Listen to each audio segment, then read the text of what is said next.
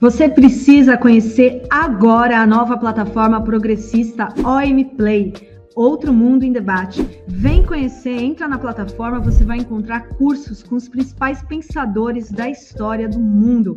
Foucault, Freud, Lenin, muito mais com os professores renomados. Vem fazer parte dessa iniciativa. Conheça a OM Play.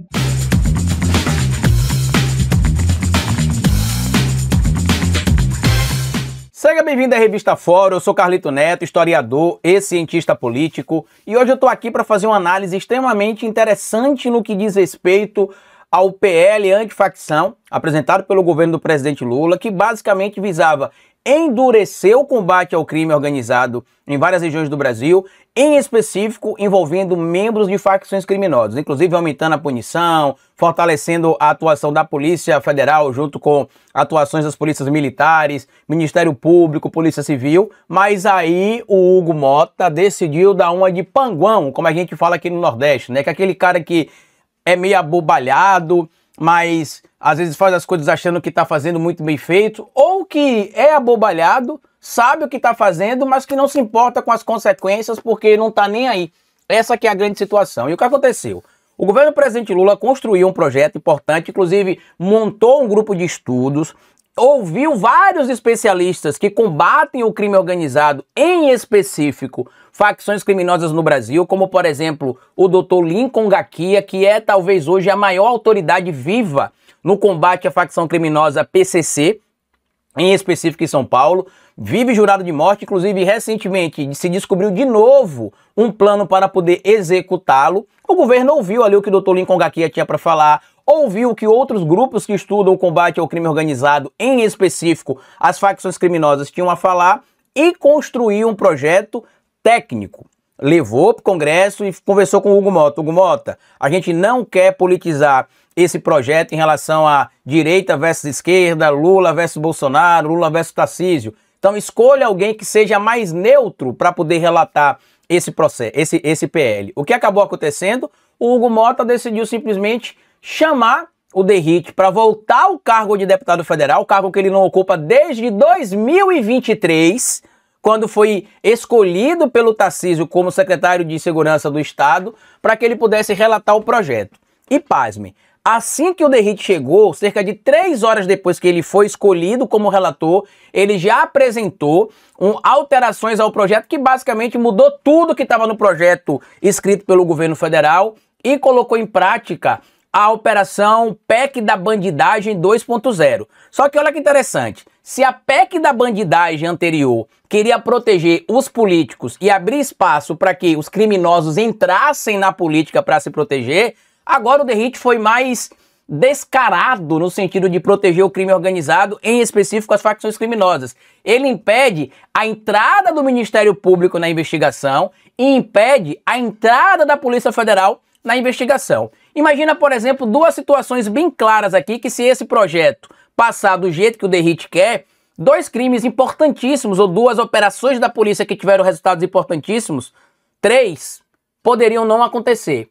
Vamos pegar o caso Marielle Franco. A gente não teria, por exemplo, o caso Marielle Franco resolvido, já que, como a gente sabe, o chefe da polícia do Rio de Janeiro estava envolvido supostamente em toda a situação do crime da Marielle Franco. Então, tendo a proximidade ali com o governador, né, tanto o anterior quanto o atual Cláudio Castro, tanto o Wilson Witzel quanto o Cláudio Castro, com a garantia que a gente tem que a Polícia Federal poderia ser convidada, porque no projeto do Derrite cabe ao governador determinar se a Polícia Federal participa ou não da investigação. Já vou adiantar para vocês aqui que podem ficar tranquilos que várias das abilolagens que o Derrite colocou no projeto, elas são inconstitucionais. Inclusive, algumas ele já está até tendo de alterar, porque está claro que o projeto é para proteger o crime organizado, é para proteger as facções criminosas. Por quê?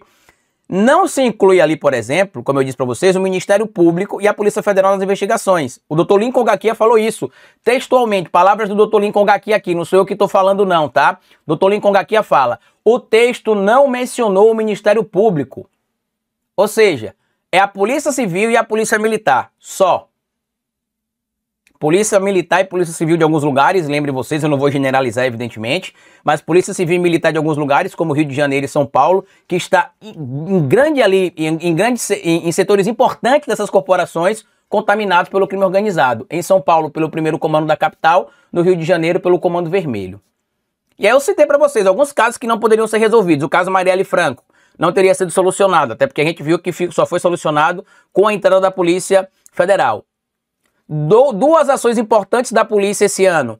Uma envolvendo, por exemplo, a Operação Carbono Oculto, que chegou no centro financeiro do Brasil, lá na Faria Lima, e descobriu que o primeiro comando da capital e até o Comando Vermelho, de certo modo, né, já que tinham algumas conexões que eram comuns ali às duas facções criminosas, lavavam dinheiro na Faria Lima, inclusive utilizando brechas deixadas em think tanks por conta daquela fake news do Nicolas Ferreira. Vocês lembram daquela fake news do Nicolas Ferreira lá do início do ano?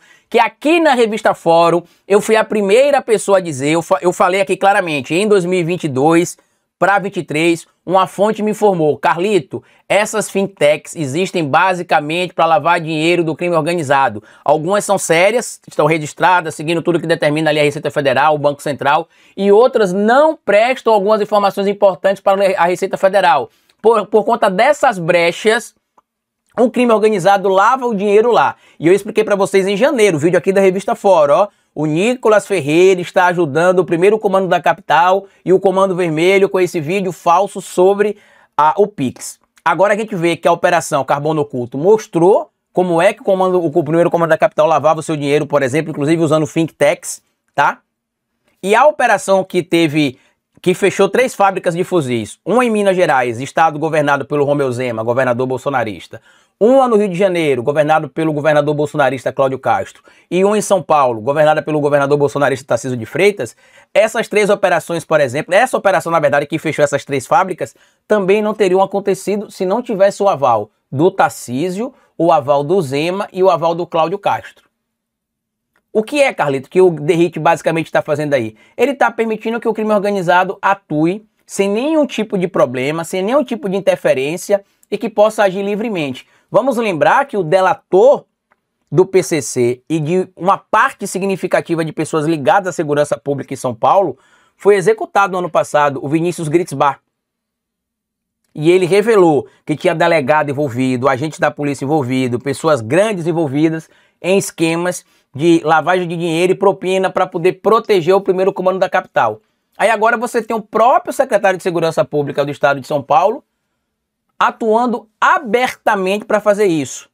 Outro fator importante, que é o que o Dr. Lincoln Garcia chama a atenção aqui, é que o projeto do presidente Lula, ou melhor, o projeto do governo federal, que ouviu vários especialistas, que fez um trabalho sério, visava modificar a Lei 12.850 de 2013, que é a chamada Lei das Organizações Criminosas.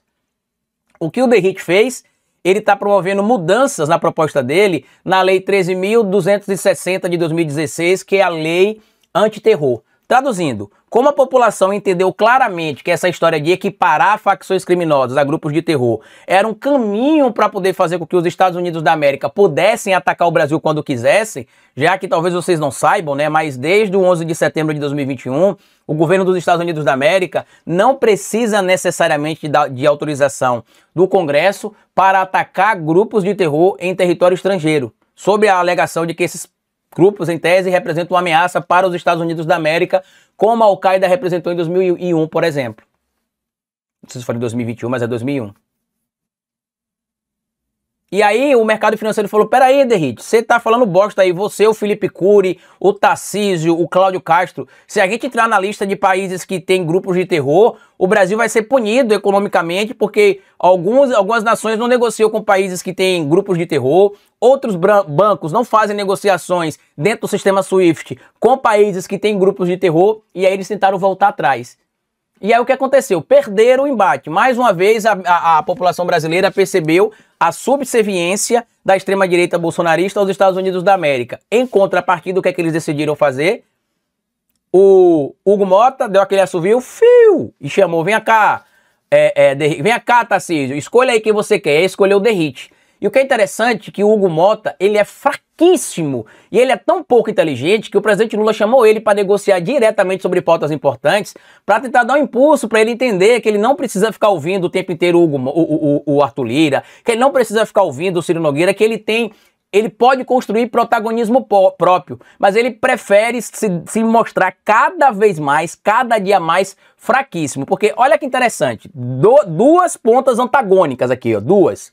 A primeira, o Hugo Mota é o político mais rejeitado do Brasil. Palmas, Hugo Mota. Você conseguiu, inclusive, ultrapassar um lugar que era do Davi Alcolumbre e que antes era do Arthur Lira. Palmas, tá? Sua atuação medíocre conseguiu tomar o lugar do Arthur Lira e em cerca de 2 meses você tomou o lugar que era do Alcolumbre. O Alcolumbre é mais inteligente que você, tá sabendo negociar ali, sabe articular melhor. E apesar de ele estar depois de você entre os políticos mais rejeitados do Brasil, você tá em cima. E sabe o que eu tô dizendo que é importante a gente falar sobre 2 pontos antagônicos? De um lado, a gente tem o Hugo Mota como o político mais rejeitado do país. Do outro lado, a gente tem a Polícia Federal como a instituição mais confiável do Brasil para os brasileiros. E é essa instituição, senhor Hugo Mota, que o Derrite está atacando. Para quê? Para proteger o crime organizado. Tem várias inconstitucionalidades nesse projeto. Primeiro que a Polícia Federal não entra em um caso por autorização ou não de governadores, tá? A Polícia Federal ela é autônoma. Ela pode entrar em vários casos, desde que haja, evidentemente, os critérios técnicos, sem necessidade de pedido de prefeito, de vereador, de governador, de deputado, de presidente da República. Tá? Não existe essa dependência. E olha para vocês terem noção, vários processos que estão na mão da Justiça Federal, se o projeto do Derrite passar como ele quer que passe aí, vai para as justiças estaduais. E aí você sabe como é a influência que alguns governadores têm, tanto no Ministério Público Estadual, quanto no Tribunal de Justiça do Estado, por exemplo. Só que, mais uma vez, eles são tão burros que o tiro saiu pela culatra, a população brasileira percebeu mais uma vez essa movimentação do Derrite, e tudo leva a crer, meu amigo e minha amiga, tudo leva a crer, perdão, que ele vai precisar voltar atrás, e o próprio Hugo Mota. Porque ficou feio o que o Hugo Mota fez. É mais uma derrota do Hugo Mota. E agora, mais uma vez, o Hugo Mota sendo associado à defesa do crime organizado.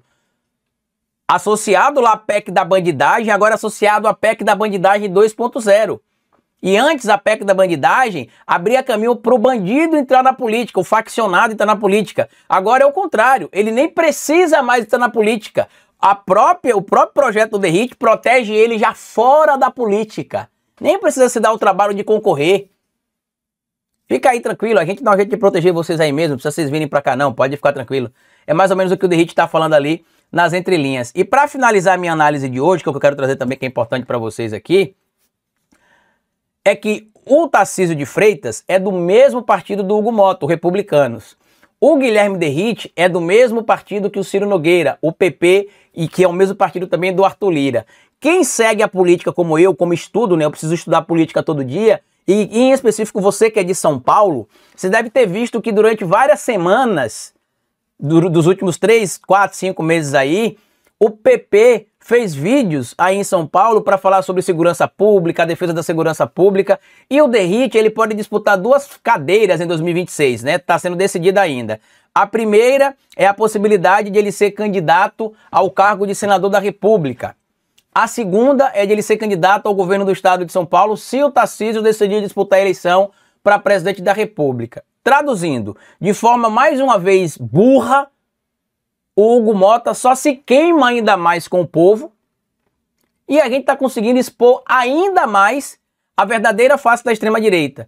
Eles vivem dizendo que a esquerda não tem um projeto para combater o crime, que a esquerda não tem um projeto da segurança pública. Na verdade, a gente está observando claramente quem não tem projeto para nada. E a cada dia fica mais evidente que quem não tem projeto para absolutamente nada é a extrema-direita. E os projetos que ele tem em relação ao crime organizado é para proteger os seus comparsas dentro do crime. Nada além disso. Comenta o que você acha de tudo isso, compartilha esse vídeo nas redes sociais, deixa seu like, me siga aqui a revista Fórum, né, já que a gente está aqui todos os dias publicando análises às 16 horas e amanhã a gente está aqui, inclusive no Fórum 11h30, né, toda quarta-feira eu tô aqui ao vivo e apareça lá para a gente poder interagir na live da revista Fórum, tá certo? Grande abraço, meu amigo e minha amiga, e até o nosso próximo encontro aqui. Tchau!